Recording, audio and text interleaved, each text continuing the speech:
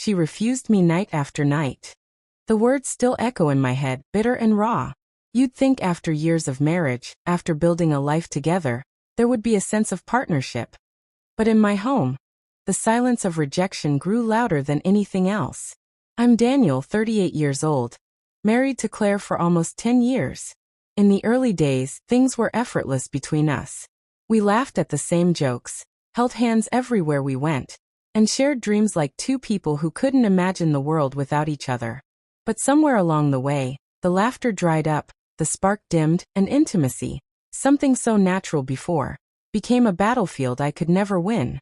Every night, I'd reach for her, hoping for closeness, for the warmth I once knew. And every night, I was met with the same cold rejection. I'm tired. Not tonight. I have an early morning. Excuse after excuse, until those excuses started sounding less like reasons and more like walls being built around me. I tried to understand. Work was stressful, she said. Her body didn't feel the same after kids, she claimed. But how long can a man live off patience and self-restraint when his wife doesn't even look at him the same way anymore? The rejection didn't just strip away intimacy. It chipped at my confidence, my dignity, and my sense of being wanted. I began to wonder if it was me. If somehow, I had become invisible in her eyes. But rejection has a way of reshaping you. At first, it broke me. Then it hardened me. Slowly, I stopped trying. I stopped reaching for her at night, because the sting of rejection was worse than the emptiness of silence. And in the mornings, when she would rise expecting small acts of kindness, coffee brewed, light banter at breakfast, a goodbye kiss at the door, I started ignoring her. No smiles, no words, no gestures. Just a hollow quiet that matched what she gave me every night. It was subtle at first. She didn't notice. But then she began to feel it. The absence of me. The way I no longer poured energy into her. And for the first time in years, I saw a flicker of panic in her eyes. At first, Claire brushed it off. She assumed I was just moody, maybe dealing with stress at work. But as the mornings stretched into weeks, she started noticing the shift. I no longer asked her how she slept, no longer left her little notes on the counter like I used to. Breakfast became mechanical, me sipping coffee in silence, scrolling through my phone, while she hovered, waiting for me to look up. Daniel, is something wrong? She finally asked one morning, her voice carrying a hint of unease. I didn't look up. Just shrugged. Nothing. But that nothing spoke volumes. The woman who once dismissed my needs with casual excuses, now found herself on the other side of neglect. My silence wasn't cruel or loud. It was deliberate, a mirror held up to her own indifference. Where she had turned away at night, I now turned away in the morning. Claire began to fumble for connection. She started making my favorite breakfast again. Scrambled eggs with just the right amount of cheese, buttered toast crisped the way I liked it. She laughed at her own stories a little louder, as if trying to draw me in. And when I still didn't bite, she grew frustrated. One evening, she stood at the kitchen doorway, arms crossed, watching me. Why are you acting like this? She demanded. I looked up from the paper and simply replied, like what? Distant. Cold. You barely talk to me anymore. I let the silence stretch long enough for her to feel it, then finally said, now you know what it feels like. Her face tightened. She knew exactly what I meant. And yet, pride wouldn't let her admit it. Instead, she muttered something under her breath and stormed off. But I could tell. My absence was cutting her deeper than she had ever expected. The irony didn't escape me. For years, I had begged for closeness, for attention, for some sign that I still mattered. And now, when I finally stopped asking, she was the one left craving it. But this wasn't about revenge, not entirely. It was about balance, about reclaiming a piece of myself that had been chipped away one rejection at a time. For once, Claire was forced to look at the marriage through my eyes, to feel the emptiness I had lived with for far too long. And yet, beneath all the satisfaction, a question began to gnaw at me. When someone finally realizes what they've lost, do they fight to fix it? Or is it already too late? Claire's efforts didn't stop. If anything, they grew more desperate as the days passed. She began showing up at my office with lunch, something she had never done before. At home, she lingered by my side, asking about my day with forced enthusiasm, Her smile too wide, her tone too sweet. It felt rehearsed, almost like she was auditioning for a role she had ignored for years.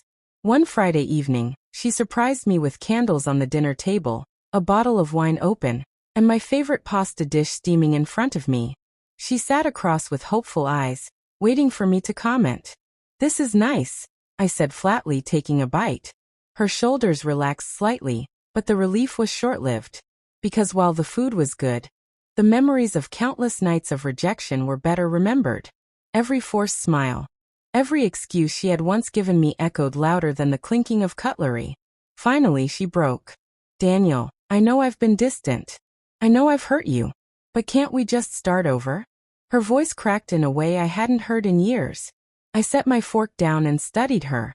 For the first time, she wasn't defensive. She wasn't brushing me off. She was vulnerable. The walls she had built around herself were trembling. But here's the truth.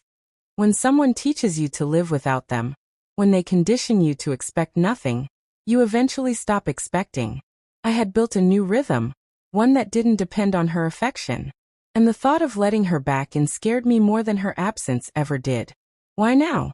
I asked quietly. "Why care only when I stop trying?" Tears filled her eyes. "Because I didn't realize how much I was losing until you stopped showing me. I took you for granted, Daniel. And now I see it." Her words should have softened me, but instead they left me conflicted. Was this genuine remorse, or just fear of losing the comfort of our marriage? I wanted to believe her, but doubt had become my shield. That night, lying beside her in silence, I realized something profound. The power dynamic had shifted. I no longer lay awake hoping for her touch. She lay awake hoping for mine. And for the first time in years, the choice was mine to make. The question that haunted me wasn't whether she wanted me now. It was whether I still wanted her. The following weeks unfolded like a silent war. Claire tried everything, gentle touches in the kitchen, long texts during the day, even suggesting a weekend getaway, something she used to roll her eyes at. But her efforts felt almost foreign, like watching a stranger play the role of my wife. I couldn't shake the memory of all the nights I had reached for her, and been pushed away. The sting of those rejections had carved deep scars, and no amount of sudden affection could erase them overnight. Love, once starved, doesn't bloom back instantly. It wilts cautiously, afraid of being neglected again. One evening, she cornered me in the living room. "Daniel, I can't do this anymore. Talk to me. Yell at me. Just don't shut me out." Her voice cracked with raw desperation. I sighed, staring at her, really staring. She looked tired, broken in ways I had never seen before. And for the first time, I realized she wasn't the only one who had changed. I had too. "I begged for you for years, Claire," I said, my voice steady. "I gave everything I had, and you gave me silence. Now that silence is mine, and I don't know if I want to give it back." Her tears came fast, her hands trembling as she reached for me. "Please, Daniel, don't leave me like this. I can do better. I will do better." I wanted to believe her. I wanted to imagine that the woman who had once laughed with me under streetlights, who had danced in the kitchen barefoot, could come back. But the truth pressed heavy on my chest. I wasn't sure I loved her the same anymore. That night, I sat alone in my car, parked just outside our house. The engine off, the street quiet. I thought about all the versions of us. The hopeful newlyweds, the years of rejection, the sudden reversal. And I asked myself the hardest question. Did I want to fight for this? Or was I only staying because walking away seemed too cruel? The answer came softly, like a whisper from within. I deserved more than late apologies. I deserved love that didn't wait for absence to bloom. The next morning, I packed a small bag. When Claire saw me at the door, her face crumpled, but I didn't flinch. "I need space," I told her. "Maybe we'll find our way back. Or maybe this is where it ends. But I can't keep being the man who begs." And with that, I stepped out, not as the ignored husband anymore, but as a man finally reclaiming himself.